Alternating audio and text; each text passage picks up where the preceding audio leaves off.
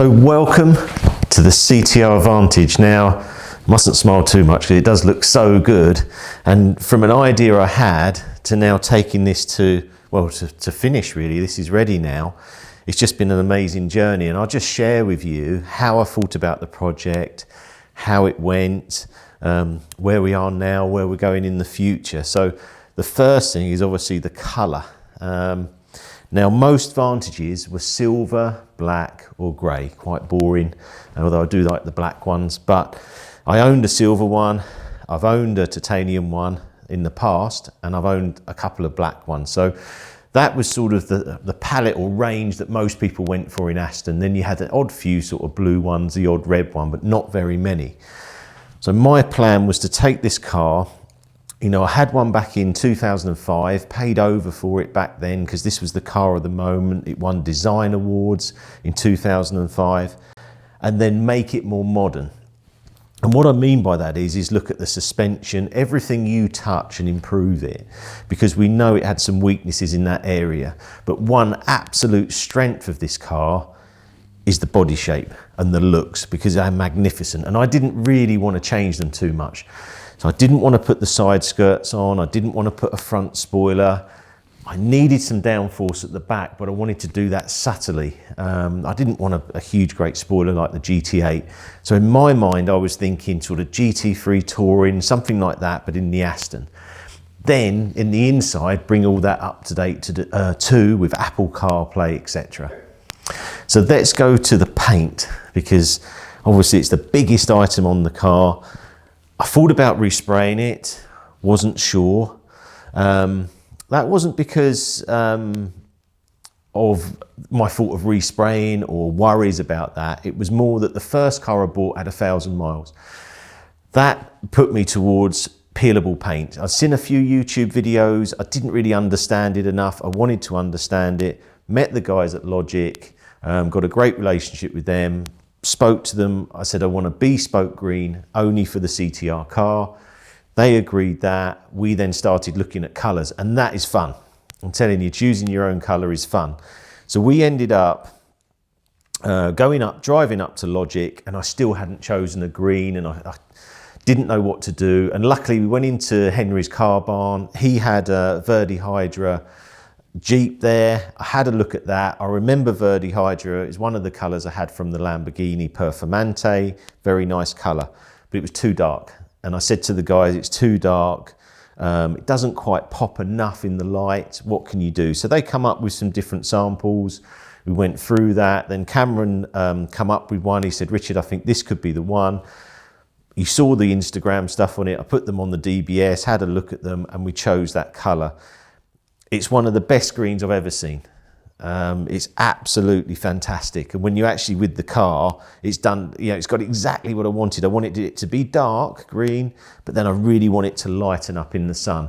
Unfortunately today we're filming in here because it's so dark outside, it didn't do it justice. So we're supposed to be at Buell Water today. I cancelled that because it's just too dark out there. We need the sun for you to see this really pop. So what we thought, bring it in here, get the lights on it, and you can really see it. So this is peelable paint, but it's an exceptional finish, and it is real paint. So this, you know, we don't have to get away from whether it's peelable paint, it's not paint, it is real paint. It is absolutely fantastic. I'm really, really pleased with the job they've done. You can never get cars 100%. You're always going to have little bits on them with paint. I've seen that on other cars we've done it, and even from factory, cars aren't great finish, but this is a fantastic finish. The other benefit is it's got that sort of lacquer sort of PPF in it, so I haven't got to put PPF on the car now, so that's quite a big saving. So from a colour point of view, I'm really, really happy. Wheels. The DBS wheel is I think one of the best designs ever made. I've had probably 2 or 3 DBSs. I really love the look of that car. And I had one with these wheels. The later ones had like a diamond cut wheel, but I love this design. And I think the green and the bronze goes really well. Updated the center caps as well to a black cap, happy with that. Brakes, just upgraded the pads. Some of them have got new discs. The performance one's got new discs, but this has just got performance pads on there. And I quite like the silver, the bronze and the green. The next car we're going for a bronze and gold coloured wheel and brake option, but this one has the silver, bronze and green, which I think goes really well. So let's just talk about the front of the car and do this in sections so you understand. So I think we've made probably about 40 to 45 changes to the car, so quite a lot. But what I'm trying to do is keep the integrity of the car because it's such a stunning design. So the first thing was I wanted to just do the grille. I've got two options on that, one with the lights and one without the lights. They're inspired from the race car. So the race car has two inset lights, driving lamps for Le Mans, and it has like a black mesh and carbon insert. So we'll look at that in the future, but on this one, I thought this is just classic look. This is actually going to be, these grills are going to be sprayed in onyx black, so it's going to look stunning. That's the last bit to put on the car. Number plate goes down and then it just cleans up the front of the car, and I think it looks fantastic. Under here you've got a slam panel. I put that in gloss black. That just tidies up the engine, and usually that's just in a plastic, like a grey finish, which isn't really enough for this type of car, so we upgraded there. Then as we come back through, I say I haven't changed too much here. I've kept the grills as they are standard. These are standard colour. I haven't messed around with it that much. So then going on through here, wing mirrors I kept the same. I said I didn't add the side seals, kept them the same. So basically what that means is that you get this flow here. If you put the side seal on, you almost lose like this muscle here because it's a very muscular car and you want to keep that angle. So a lot of the sort of sports Astons will have a side seal there. I didn't keep that. Little change on the antenna. Then going to the back of the car, I went with a little flip rear spoiler because I wanted to keep that neatness again. I didn't want a big spoiler. That made a massive difference to downforce. Now what happened was when I first put it on the car, without matching it with the diffuser, it was a nightmare to drive. I had hardly any traction on the back. The car was going all over the place. So then we matched it with the diffuser, which again we had painted, and it is made a massive difference to the car. I can't tell you, this car, as you go quicker, it settles and it grips now and it hunkers down and it's fantastic. Exhaust, lightweight but switchable. I put the straight pipes on the one I was testing. They are quite loud. And I wanted an option, so I went and made a bespoke exhaust with a company where I said I want it as quiet as possible, almost like an electric car. So we double valved it, and then I'd switch of a button, I can go boom, and we're in performance mode. I do feel like as we go forward, the whole reasoning of the car was that I see us having an electric car day to day, and then if you can get like a performance car for the weekend, but something you really, is your pride and joy. You go and wash or clean, you go out for a drive, and you really look after it and care for it. And that's the idea of these cars. So yeah, so I've done that, rear diffuser, the back. Let's go to the interior. So interior, again, I think it's really good. The only thing was the seats are very heavy. So I've got a lightweight seat and I've got the normal touring seat. I don't know which one I prefer. I think that I didn't like the standard seats, but I think it was because of the suspension. So since I've done the suspension, I actually quite like the standard seats, but the sports seat is fantastic and has a huge weight saving. So going on from there, again, everything you touch and feel. Steering wheel's very good. I don't see much point in changing that, so I didn't. I'm not going to change for the sake of changing. The pedal box, I found it was difficult to heel and toe. So I made, in America, had some bespoke pedals made on the accelerator.